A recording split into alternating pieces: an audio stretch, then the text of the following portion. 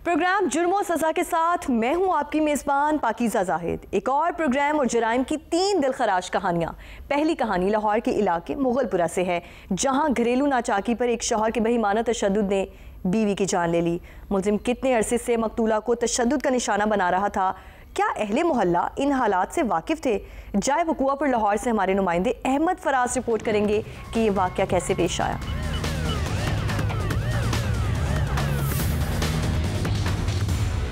नाज़रीन, ये वो कमरा है जहाँ पर निका को कत्ल किया गया और उसके शौहर ने पाइप और बेल्टों के साथ उसको मार मार कर इसको इतना ज़ख्मी कर दिया कि वो अस्पताल में जाकर वो दम तोड़ गई। इस एक कमरे पर मुश्तमिल ये इनका ये पोर्शन है जहाँ वो अपने 2 छोटी बच्चियों के साथ रहती थी और यहीं पर उसके शौहर ने तशद्दुद किया। नाज़रीन, ये वो क्योंकि ये दोनों भाई जो थे इस घर में रहते थे, एक भाई इसका जो है मुलजिम का वो नीचे रहता था और ये ऊपर रहती थी, और उनका ये कहना है कि इसके तशद्दुद की आवाज़ जो थी, क्योंकि आप ये सकते ये जो कमरा है इस पर कोई खिड़की नहीं है, यहाँ पर कोई रोशनदान नहीं है कि जिससे उसकी चीखों की आवाज़ जो है वो बाहर जा सकती, और मुलजिम ने ये दरवाज़ा बंद करके उसको तशद्दुद का निशाना बनाया ताकि किसी को भी इसका इल्म ना हो कि वो उस पर तशद्दुद कर रहा है। और जब उस पर तशद्दुद किया तो तशद्दुद करने के बाद वो यहाँ से फ़रार हो गया, लेकिन पुलिस ने अपनी नई टेक्नोलॉजी की मदद से उस मुलजिम को गिरफ़्तार किया और फिर उस जो मकतूला थी उसकी लाश का फौरी तौर पर उन्होंने पोस्टमार्टम करवाकर उसका मुकदमा दर्ज किया।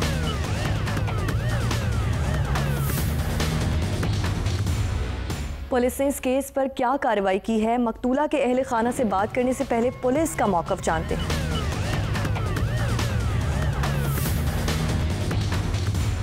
जी, मुगलपुरा के इलाके में 1 दिसंबर को एक शादीशुदा खातून को 2 बच्चों की मां को उसके शौहर ने बड़ी ही बेदर्दी के साथ पानी के पाइपों के साथ तशद्दुद करके कत्ल कर दिया और फिर फ़रार हो गया।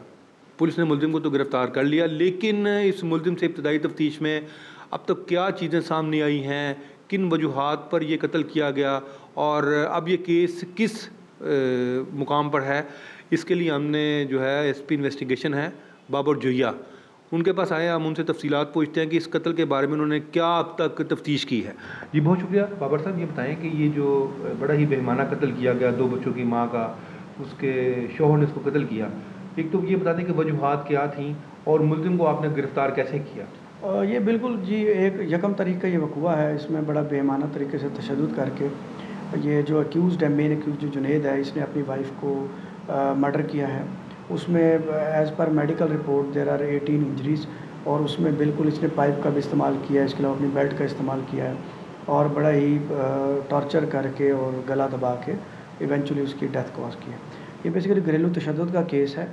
ये इससे पहले भी जो अभी तक की तफ्तीश है उसके मुताबिक there is history of previous जो हिस्ट्री है इसमें तशद्दुद की, तो उसकी वजह से इसकी डेथ हुई है विक्टिम की। इसके अलावा जो वक़ूए के बाद से ये फ़रार हो गए थे, तो हमने इसके लिए टीम जो है अपने इंचार्ज इन्वेस्टिगेशन हमारे वकास मुगलपुरा और हमारे आईओ हैं अरशद साहब, उनकी सरबराही में अलॉन्ग विद IT हमने एक टीम तश्कील दी थी, जिसने कामयाबी से IT को इस्तेमाल करते हुए और अपनी लोकल इन्फॉर्मेशन की मदद से ये कामयाब हुए। अल्लाह ताला ने इन पे करम किया और वो eventually accused has been arrested. अच्छा, ये बताएं कि इस मुकदमे में जो मुद्दईया है, जो मकतूला थी, उनके मुद्दई ने उसके पूरे अहले खानों को नामज़द करवाया, तो जो प्रिंसिपल एक्यूज़ है जुनैद, उसके अलावा कोई मज़ीद जो उसके साथी शरीक मुलज़म थे उनमें से कोई गिरफ़्तार हुआ है? जी नहीं, अभी क्योंकि वो जितने भी मुल्ज़मान हैं, बाकी 5 लोग हैं, वो अभी प्री अरेस्ट पे हैं, अबूरी ज़मानत करवाई है उन्होंने, तो वो जैसे ही शामिल तफ्तीश होते हैं तो फिर इंशाल्लाह हम इसको मेरिट पे कंक्लूड करेंगे। निका के कत्ल की तफ्तीश करने वाले जो आईओ हैं वकास, वो भी हमारे साथ मौजूद हैं। हम उनसे बात करते हैं कि उनको ये इन्फॉर्मेशन कैसे मिली थी कि ये लड़की वहाँ पे कत्ल हो गई है और उन्होंने अब तक जो है तफ्तीश में क्या उन्होंने इसमें तफ्तीश की है।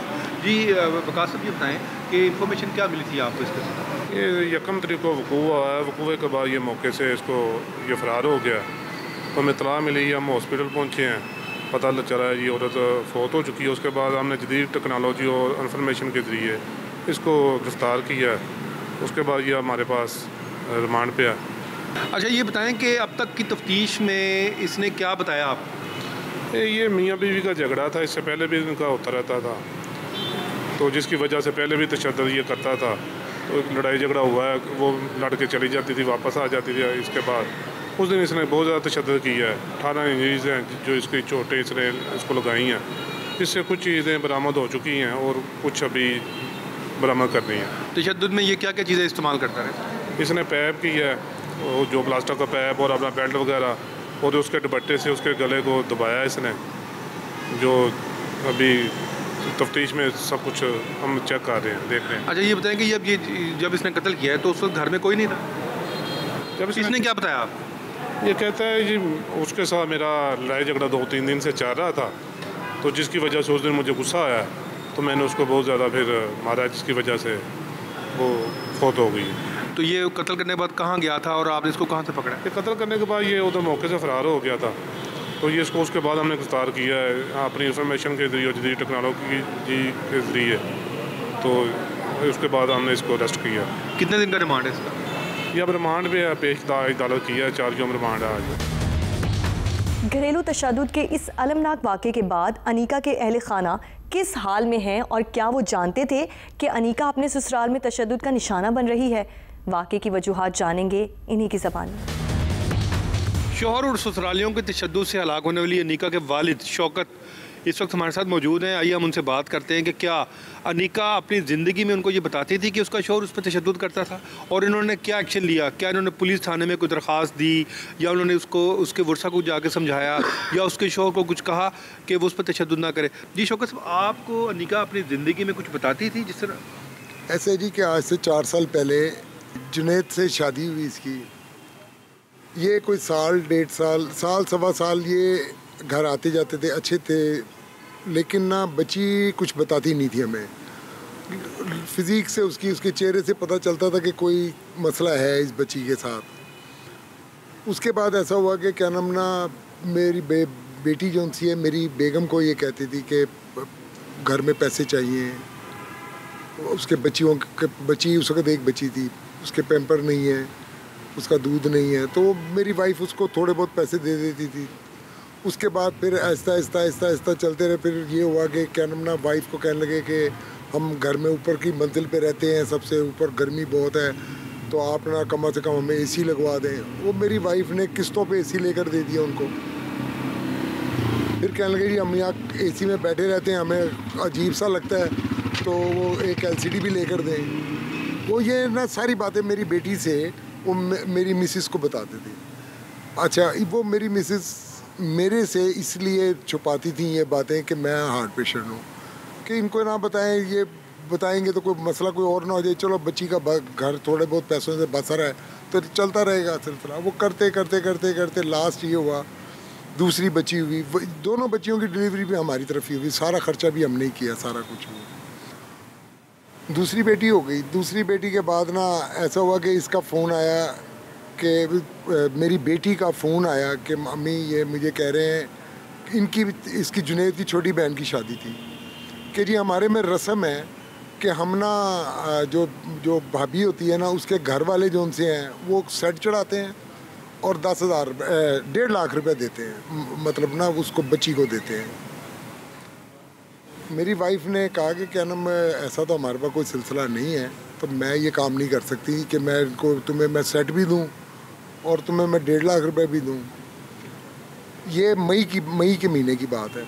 मई में तो आपके ख्याल में ये चीज़ें ना लाने पर उसको तशद्दुद का मैं आपको सारा तफसील से बता रहा हूँ, आपके सारी बातों का जितने आप सवाल करेंगे सब का जवाब बीच में होगा।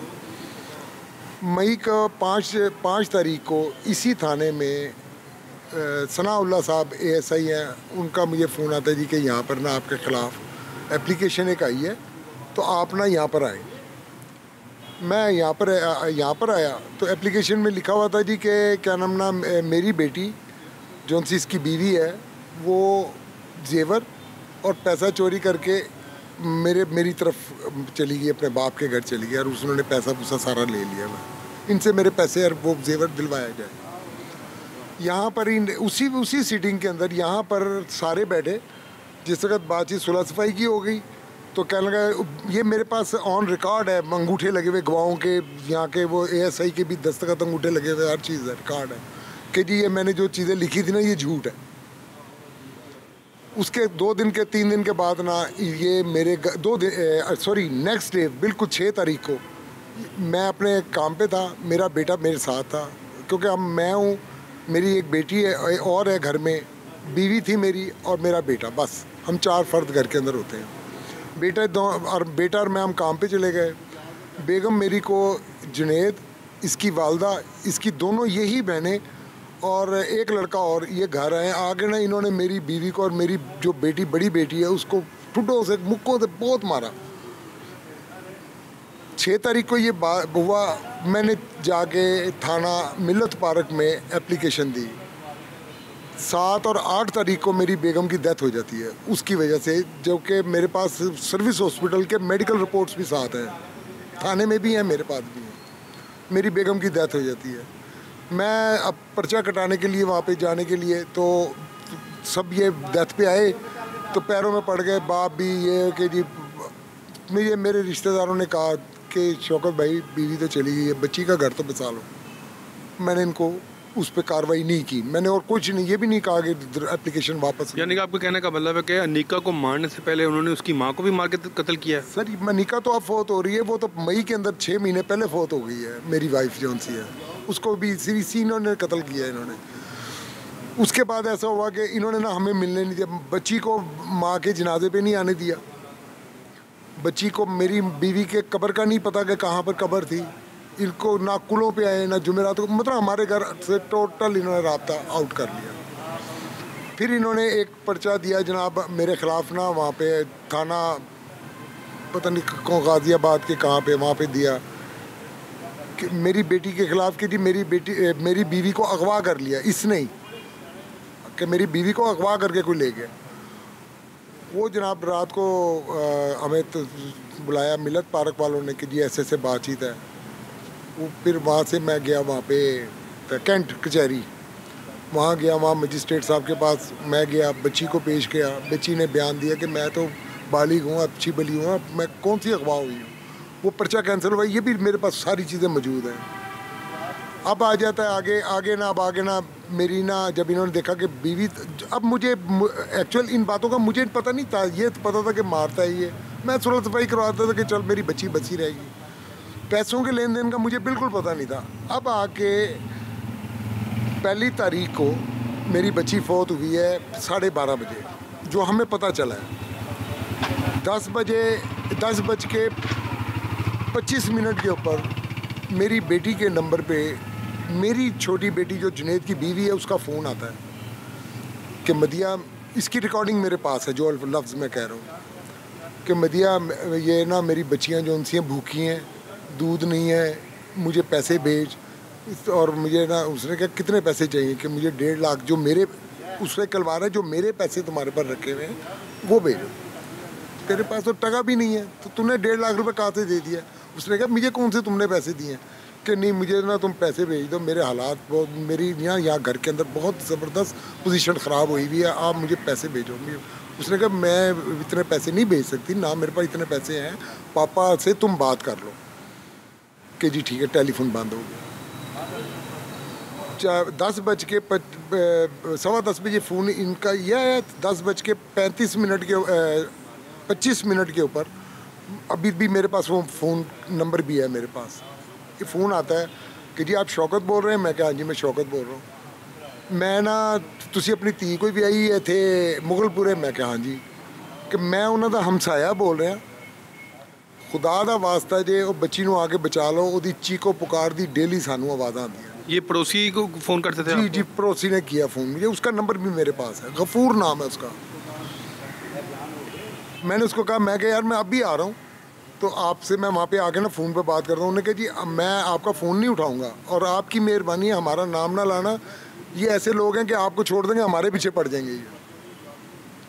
मैंने कहा अच्छा। मैं फौरी उसी तरह मतलब मैं मोबाइल भी अपना हर चीज़ भूल के मैं भागा वहाँ से, मैं सीधा वहाँ चला गया अपने भाई को लेके, क्या कहते हैं इनके घर।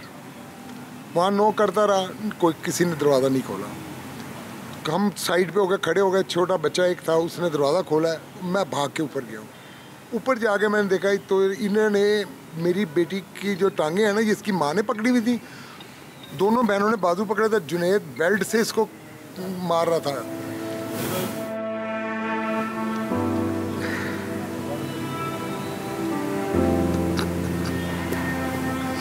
धक्के मार के नीचे फेंका। मेरा छोटा भाई मेरे साथ है, वो सीढ़ियों में था, उसको भी 2 लड़के नीचे से आ गए, हमें गली में नीचे बिठा गए, पिस्तौल मतलब माँ बहन की गालियाँ और ये कर रहे थे, जब मार देंगे तो नहीं जाना। हम डर के वहाँ से भागे, फिर अपने घर चले गए। अगले दिन मुझे SHO का फ़ोन आया नसीब खान का कि यार आप ना ज़रा थाने आए। 11 बजे के करीब मैं थाने आ गया। इन्होंने 2-3 बजे तक मुझे यहाँ बिठाए रखा, मुझे हौसला देते रहे, मुख्तलिफ बातें सुनाते रहे, फलाने का बच्चा फौत हो गया, इस तरह हो गया। वो एक्चुअल मुझे प्रिपेयर कर रहे थे कि मैं एकदम इसको अपने ऊपर ना लूँ, क्योंकि उनको पता था कि यार ये हार्ट पेशेंट है। अच्छा, ये जो मुकदमा दर्ज करवाया आपने, ये फिर आपने तमाम उसके अहले खाना के खिलाफ दर्ज कराया मुकदमा? मैंने जो वहाँ पे मैंने जब वहाँ गया हूँ, मैंने देखा है जो मेरी बच्ची के साथ सलूक कर रहे थे, उनके नाम मैंने लिखवाए हैं। अब ये गिरफ्तार सिर्फ यही है मुलजिम में? सिर्फ ये एक इसको इन्होंने गिरफ्तार किया है, जुनैद को। ठीक है, बकाया का मुझे पता नहीं, मैं अब आया हूँ। अब आप क्या चाहते हैं कि आप? मैं सिर्फ एक बात चाहता हूँ, हुकूमत से भी, हर इंसाफ करने वाले से, कि मेरे इस बंदे को ऐसी सज़ा दी जाए। मेरी बच्ची का तो हो गया जो होना था, कम से कम आइंदा इसको जो सज़ा मिले उसको देखते हुए दूसरों की बच्चियाँ सेफ हो जाएं। मैं ये चाहता हूँ। तो नाज़रीन, अब एक मुख्तसर वक्फा, और वक्फे के बाद हम आपको लिए चलेंगे पेशावर, जहां मोहब्बत, धोखा और कत्ल की एक चौंका देने वाली कहानी सामने आई है। हमारे साथ रहिए। ब्रेक के बाद खुशामदीद। क्या मोहब्बत जैसा खूबसूरत जज्बा किसी को कत्ल जैसे खौफनाक जुर्म तक ले जा सकता है? पेशावर से जुर्म की एक और कहानी में कुछ ऐसा ही हुआ, जिसमें एक लड़की ने अपने आशिक के साथ मिलकर अपने शौहर को ही कत्ल कर दिया। वाक़े के मुहर्रिकात और पुलिस की तहकीकात जानने के लिए पेशावर से हमारे नुमाइंदे सैयद अली शेर जाए वक़ुआ पर मौजूद हैं और इलाका मकीन से बात करें। आइए आपको दिखाते हैं उनका क्या कहना है।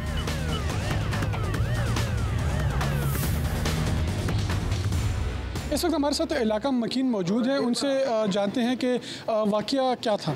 जी भाईजान, ये जुमे की नमाज़ का टाइम था और हम नमाज से जब वापस आए तो इधर ये लड़का जो है, इसको एक मोटरसाइकिल पे सवार लड़के ने फायरिंग की है और फायरिंग के साथ जो उसको ज़ख्मी किया, ज़ख्मी हालात में हम उसको हॉस्पिटल लेकर गए हैं। पुलिस के मुताबिक कत्ल की मंसूबाबंदी पहले से की गई थी। पुलिस ने तफ्तीश के दौरान क्या इंकशाफात किए? अली शेर मौजूद हैं पुलिस ऑफिसर्स के साथ, आइए जानते हैं।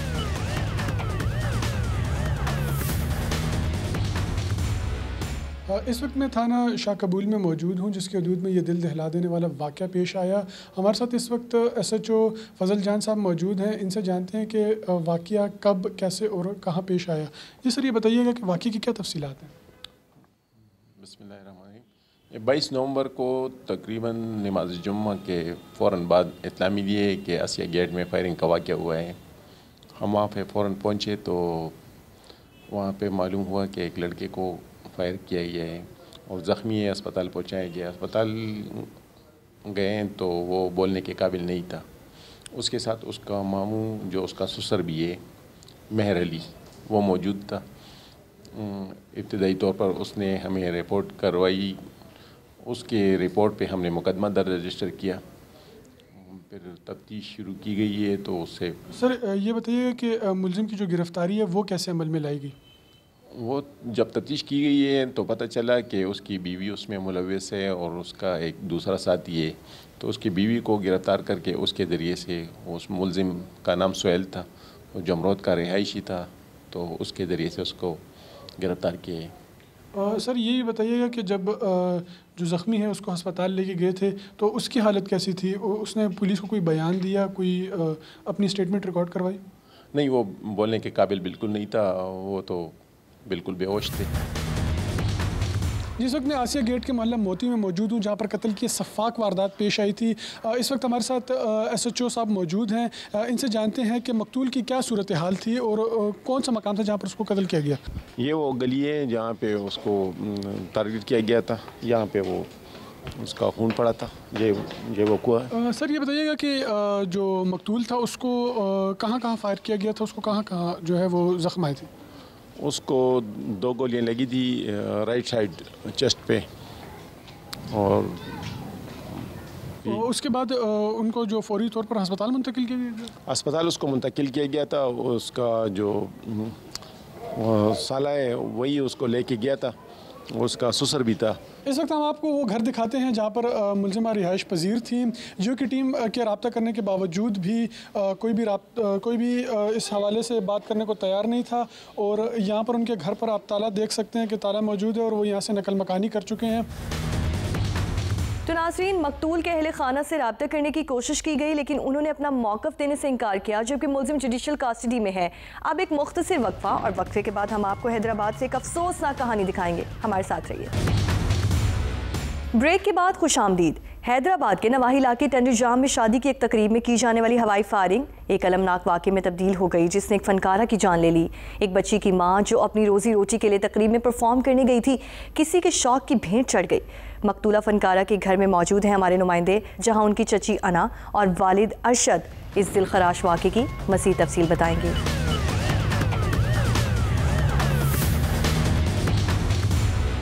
इस वक्त हम गोठ नसीर खान पुसियो पहुंच चुके हैं, जहां पर फ़नकारा मेहंदी परफॉर्म करने आई थी 28 नवंबर की रात को।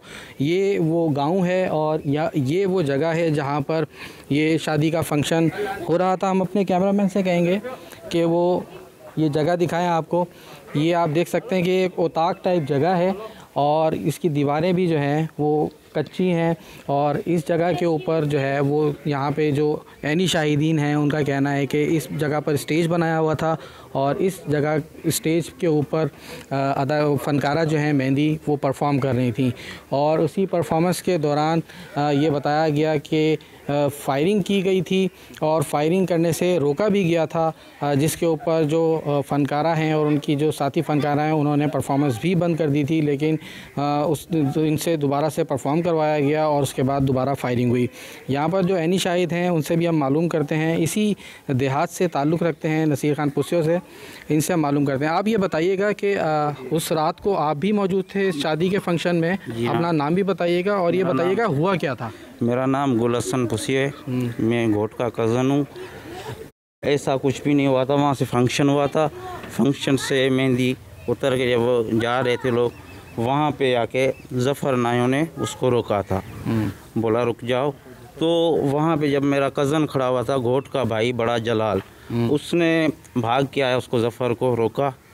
जब ज़फ़र को उसने धक्का दिया, ज़फ़र के पास पिस्टल था रिपीटर, जिससे उसको पहले लगे छेरे 5, उसके बाद उसको मेहंदी को लगे छेरे। मेहंदी को ले गए हॉस्पिटल, जलाल को भी हम लेके गए हॉस्पिटल। उसके बाद मेहंदी की डेथ हो गई। आज तक मेरा भाई ज़ख्मी पड़ा हुआ है। अच्छा, ये बेसिकली मामला क्या था? ये जलाल ने रोकने की कोशिश की थी ज़फ़र को, और क्यों रोका था? क्या उससे पहले भी वो उससे पहले भी वो हरकतें कर चुका है, और आप उसकी आईडी चेक करो, उसमें से भी यही उसकी हरकतें 3-4 शादियों में पहले भी आई हैं। तो ज़फ़र नाइयों कौन था? इस शादी में क्या कर रहा था? हमारी दावत उसको नहीं थी, ये दुश्मनी के हिसाब से यहाँ ऐसा कुछ था, जिसके हिसाब से रात को 2 बजे आया था और हमने देखते ही उसको भगाने की कोशिश, नशे में दूध था वो, तो उसने जाके धक्का दिया। तो हमने बोला फंक्शन ख़राब होगा, इससे मारेंगे करेंगे, तो इससे बेहतर है इसको हम तरीके से निकाल दे। हमें क्या पता वो चैम्बर करके खड़ा हुआ है, तो उसने शूट कर दिया। उसमें से अल्लाह पहले मेरे भाई को लगे, उसके बाद मेहंदी को लगी है, मेहंदी की डेथ हो गई, मेरा भाई ज़ख्मी पड़ा हुआ है। लेकिन जो यहाँ पे परफॉर्म करने वाली फ़नकाराएँ थी, उनका कहना है कि उससे पहले भी हवाई फायरिंग की जा रही थी, तो आपने उस वक्त नहीं रोका? उस वक्त जो हवाई फायरिंग हो रही थी वो ज़फ़र नाइयों कर रहा था या जलाल और जमाल भी कर रहे थे? नहीं, दूल्हा आज तक कोई भी बता दे पूरे पाकिस्तान में कोई दूल्हा फायरिंग करता है या दूल्हे का भाई करता है शादी में खड़ा होके? ठीक है। उसके ज़फ़र नाइयों ने की। क्या झगड़ा है उसका कौमी झगड़ा होता है ना, वो ही है। जी, अक्यूज़ दूल्हा के कज़न गुल हसन से बात करने के बाद इस वक्त हमारे साथ मौजूद हैं दूल्हा के भाई जलाल पुसियो, उनसे भी हम बात करते हैं। ये FIR में नॉमिनेट भी हैं और इनसे हम बात करते हैं कि उस दिन वाक़या क्या पेश आया था, और बकौल इनके कज़न के ये भी ज़ख्मी हैं, तो इनसे हम बात करते हैं। आप अपना बताइएगा जलाल कि उस दिन वाक़या क्या पेश आया था और ये जो फनकारें आई थी इनको लेकर कौन आया था? सर बात ये, फनकार को तो यही लेके आए थे, मेरे कोई लम्हे नहीं है, फनकार को कोई लेकर आया था। दूसरी बात, मेरे भाई की शादी थी, मैं उसका बड़ा भाई हूँ।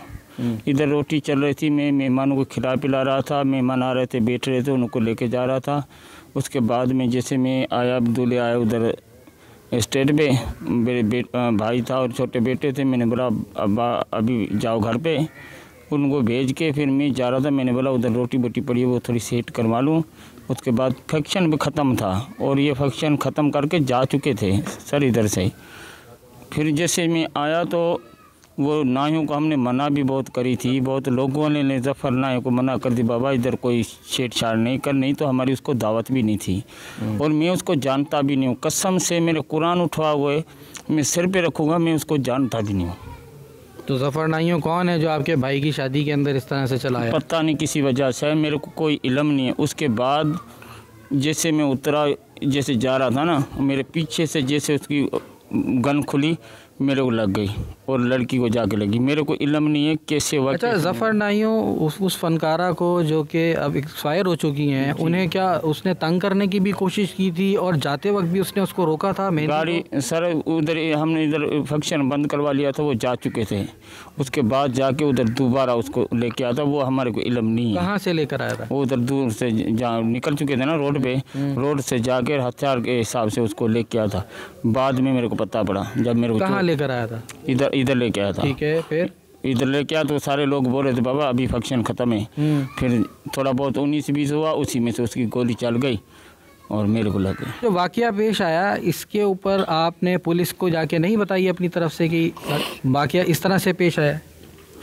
पुलिस बयान नहीं ले रही है, मानती नहीं है। आप लोग करते क्या हो गए? करते क्या हैं आप लोग? ज़मीन का खेती बाड़ी का काम करते हैं हम। अपनी ज़मीन है? नहीं, हार पे करता हूँ, गुजारा करता हूँ। फायरिंग करने वाले मुल्जिमान कौन थे और पुलिस ने इस केस में क्या पेशरफ्त की? हमारे नुमाइंदे ने पुलिस अफसरान से बात की है, आइए आपको दिखाते हैं कि उन्होंने क्या कहा।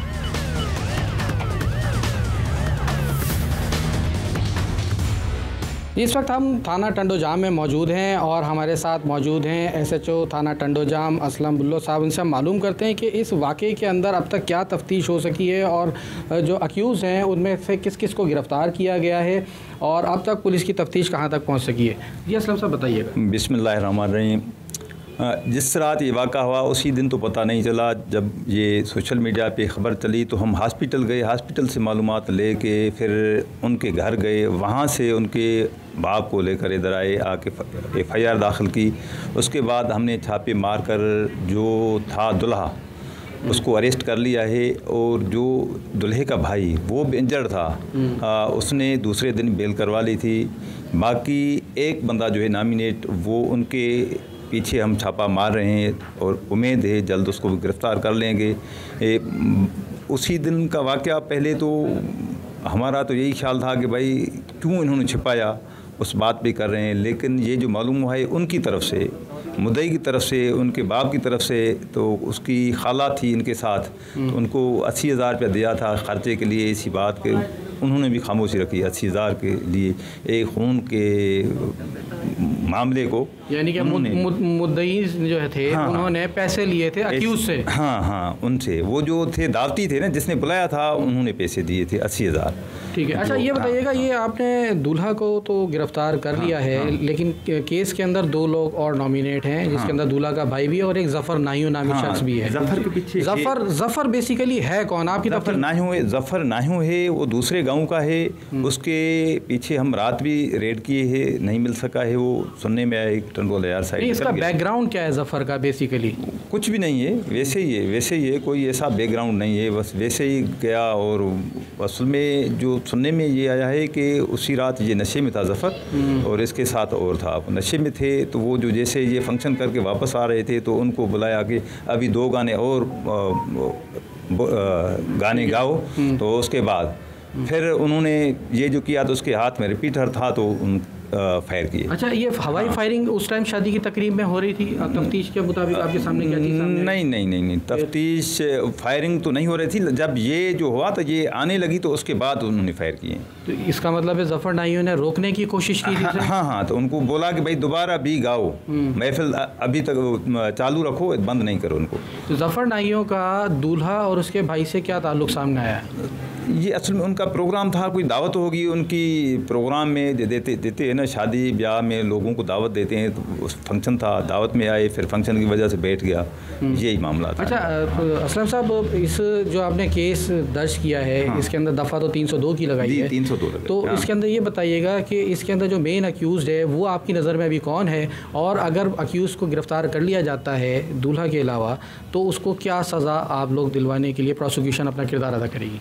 भाईजान, जो मेन अक्यूज़ है वो नाहियों है, जिसने फायर किया है, उन्होंने बुलाया है, और जो बर वक्त ही हमारे पास आ जाते तो इनको हम मुद्दई कर लेते। ये जो अभी जवाबदार है ना, ये बर वक्त हमारे पास आ जाते तो हम इनको मुद्दई कर लेते, लेकिन इन्होंने भी बात छुपाई, इन्होंने भी राज रखा, और इसका दुल्हे का भाई जो है जलाल, वो भी इंजर्ड है।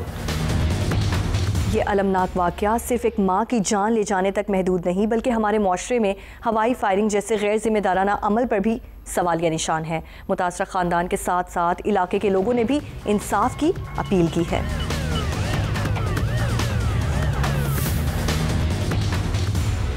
हम इस वक्त मौजूद हैं मकतूला फ़नकारा मेहंदी के घर में, और हम उनकी चची से बात करेंगे जिनका नाम अना है। उस रात, जिस रात ये फायरिंग का वाक़या पेश आया और मेहंदी ज़ख्मी हुई, जिसके बाद वो जाबर ना हो सकी, इस सारे वाक़े के अंदर उनकी चची उस वक्त उनके साथ थी, परफॉर्मेंस की रात भी साथ थी। हम उनकी चची से मालूम करते हैं कि वाक़या पेश किस तरह से आया, और उस रात को असल में हुआ क्या था, ये लोग यहाँ से कब रवाना हुए थे, वहाँ कब पहुँचे, परफॉर्मेंस के दौरान क्या क्या वाक़यात पेश आए, इनकी चच्ची से हम मालूम करते हैं।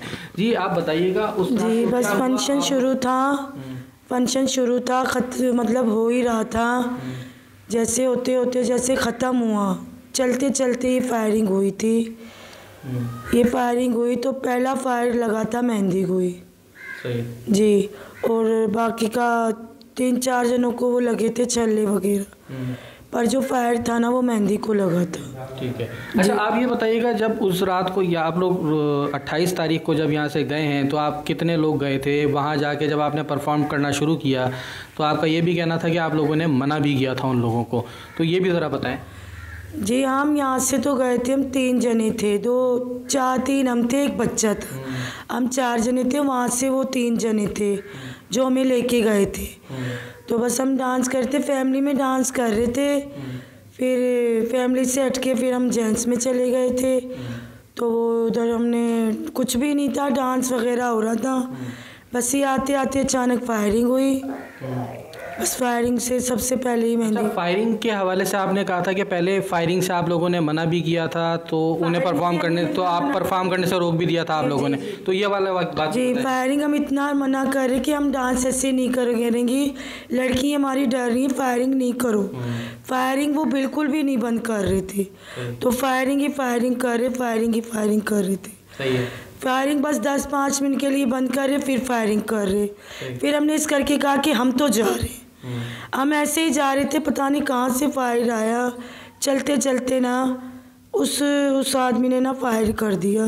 सही। अच्छा जो लोग फायर कर रहे थे, क्या आप उन्हें पहचानती हैं या आपको नाम पता है कौन कौन लोग थे? वो पहचानते, नाम जफर नाम है उसका जिसने फायर की है। सही जी, उसको पहचानते हैं हम, हाँ वगैरह, उसकी मूवी वगैरह भी पता है। अच्छा इसके अलावा ये बताइएगा, क्या दूल्हा और उसके भाई भी फायरिंग कर रहे थे? नहीं वो नहीं कर रहे थे, वो नहीं कर रहे थे। अच्छा जी वो नहीं कर रहे थे, तो वो बच्चा है वो रोक रहे थे जी। अच्छा ये पता नहीं 3-4 जने थे जो फायरिंग ही फायरिंग कर रहे थे, अंधी फायरिंग कर रहे थे वो। तो आपको लगता है कि जिस टाइम वक्त और जो लोग फायर कर रहे थे, क्या वो नशे की हालत में थे या? जी नशे में ही होंगे, नहीं तो उससे तो सारी होश थी, क्या नशा, जब बच्चे को फायर मार दिया तो होश में ही थे। अच्छा जब फायरिंग हो गई और ये मेहंदी ज़ख्मी हुई है, तो उसके बाद उन्हें वहाँ से अस्पताल कौन लेके गया और पुलिस का क्या किरदार था, ये भी बताइए। 1-2 जना हमारे साथ था जो हमें लेके गया था, डांसर, वो लेके गए थे, हम खुद थे और कोई भी हमारे साथ नहीं था। तेरा अबू मेरे पेट में छर्रा नहीं, गोली लगी है पूरी। छर्रा नहीं अबू, पूरी गोली लगी है और मेरे पेट में गोली है वो।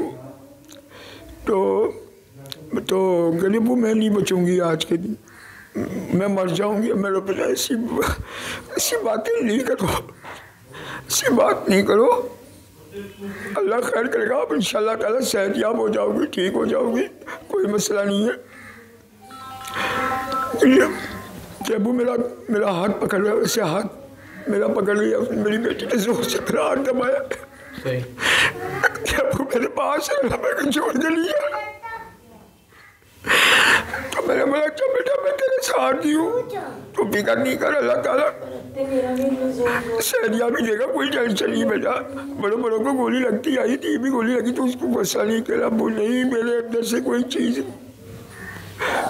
कोई चल नहीं रही है, कोई मेरी चीज़ पेट में। अच्छा बेटा, तो फ़ौरन उसके बाद इमरजेंसी हॉस्पिटल में गए, सर्जिकल वार्ड में लगे गए। वहाँ भी तकरीबन आधे घंटे के बाद इसका ट्रीटमेंट शुरू हुआ है। उन्होंने भी मेरा बयान रिकॉर्ड कराया, वीडियो बयान रिकॉर्ड कराया कि भाई आप लिख के भी दिया मैंने वीडियो रिकॉर्ड कि भाई उसमें कुछ भी हो सकता है, कि बच भी सकती है, नहीं भी बच सकती। तो मैंने यही उनको बोला कि भाई ये मैं इनको इजाज़त दे रहा हूँ इनको कि भाई ये ऑपरेशन में कुछ भी हो सकता है, बच भी सकती है, नहीं भी बच सकती, क्योंकि 50-50 चांस है। सही। तो उसमें उन्होंने फिर उसके बाद ये काम उन्होंने ऑपरेशन शुरू किया। 3.5 घंटे तक ऑपरेशन रहा है, बाकायदा गोली का खोल उन्होंने मुझे दिखाया बुला के, और बार बार मुझे बुला रहे। ऑपरेशन के दौरान ही मुझे बोला यार भाई देख लो ये ब्लड प्रेशर बच्चे का काबू में नहीं आ रहा है।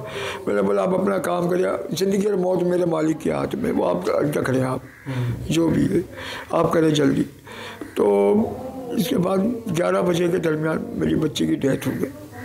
क्योंकि आखिरी बार उन्हें 29 नवंबर की रात, 29 नवंबर की सुबह को, 29 नवंबर की सुबह को, और 29 ही थी, 28 को गए थे, 28 को ये गए थे, और 29 की रात को शब को उनको गोली लगी, और गोली लगी तो भाई अस्पताल गए। वो डेथ इनकी पूरे 11 बजे इसकी डेथ हुई है। वो शादीशुदा थी, उनकी एक बेटी है मिसाल, वो मेरे सामने बैठी है, सामने मेरी बेटी। सही।